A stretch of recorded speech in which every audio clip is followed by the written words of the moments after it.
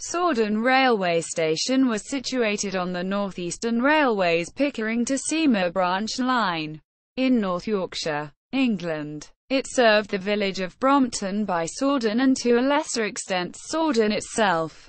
The station opened to passenger traffic on 1 May 1882 and closed on 3 June 1950.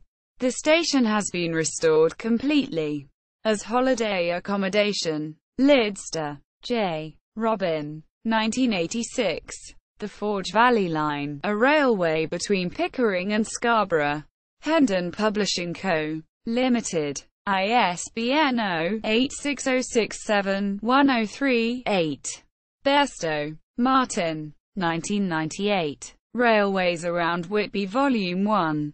Martin Bairstow. ISBN 1-87194-417-1.